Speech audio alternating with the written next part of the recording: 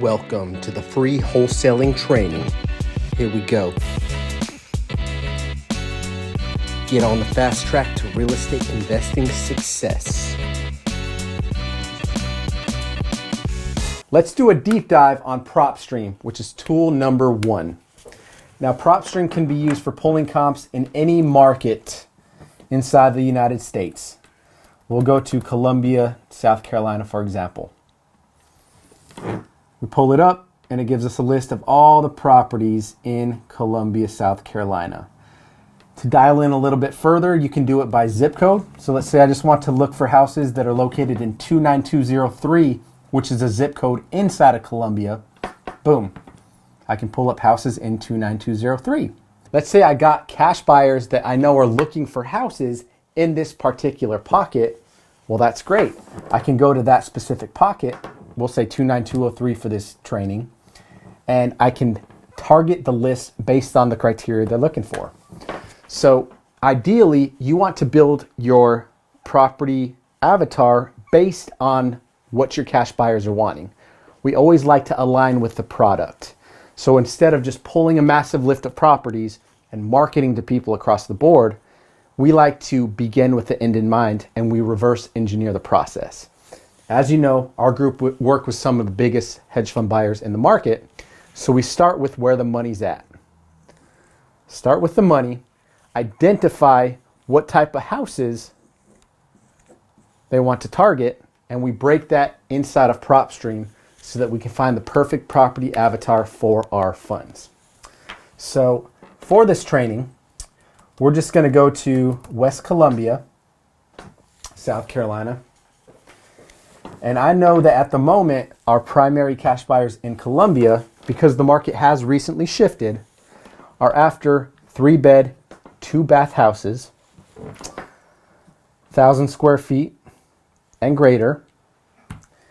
And we're going to be between a ARV and a purchase price of, we'll say, $80,000 to $200,000. Now, this model can change depending on the condition of the market. Real estate is situational and seasonal, and you have to be aware of market cycles. We're currently in a down market, if you're watching this video, so our target, we're shying away from the higher end assets, and we're going after anything below 200, 250K ARV is our strike zone and our target based on the model that we're going after. Obviously, that's going to be different for every person, right? But I'm going to build our criteria after that. And for the training, let's just go after a list of tired landlords. Because I know that tired landlords is one of the best converting lists. What also makes it easier is the seller is not living in the physical property, which makes it a little bit easier to turn and wholesale when it makes sense. So you can go on here and you can just hit tired landlords, right? It's going to build your list for you. Or you can keep it open and you can just put owner occupied, yes or no. If I select no, that's saying that the property is not owner occupied, and I can build my own tired landlord list.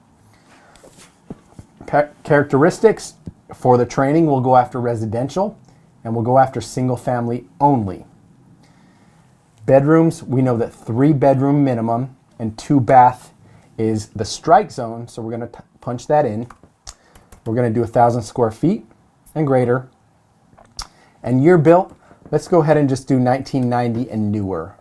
Now, in many cases, we'll go after older houses, but again, the market has tightened up and we've seen the demand for the newer houses start to go up. So we like to go after the nicer properties in this current market cycle.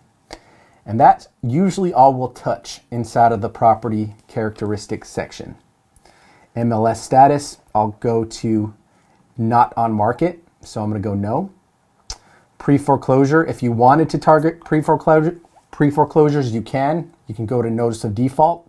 This is where people have received a notice they are behind on payments, so we know there's added distress there. But I'm going to leave that open for here because we're looking for a broader target in-house. Ownership info, I like to do individual, right? Corporate are usually businesses and they like to keep their assets. And years of ownership, let's just do 10 years and up. right? This is somebody that's owned this house for at least 10 years, so there's a good chance they've paid down a lot of the equity, so there's room to make a deal. And real estate is also seasonal, so it all has a life cycle. The longer somebody's owned a house, in my opinion, the higher chance of them wanting to sell. From there, we can go to valuation and equity.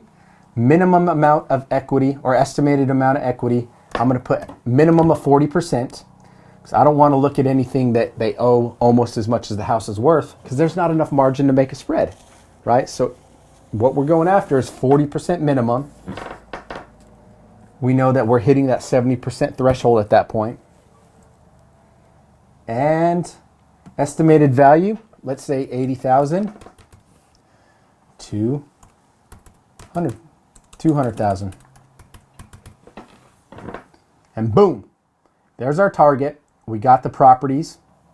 It's actually a very small list. If you're in a bigger city like Atlanta, you're going to get gobs and gobs and thousands of properties in this list, right? But we'll create the list. We'll say Columbia SC, and we're in Q4. I always date the list. Q4 of 2022 helps us know when we pulled the data and when we can dial in, right? Obviously, we only got 25 properties. So once that saves, I'm just going to go back to the board, and I'm going to go after broader Columbia area. I'm going to say anything in Columbia SC. We got 260 properties there. Let's add that to the list. Columbia Q4 2022. We add it. And then from there, let's go to the properties. Let's find that list that we just created.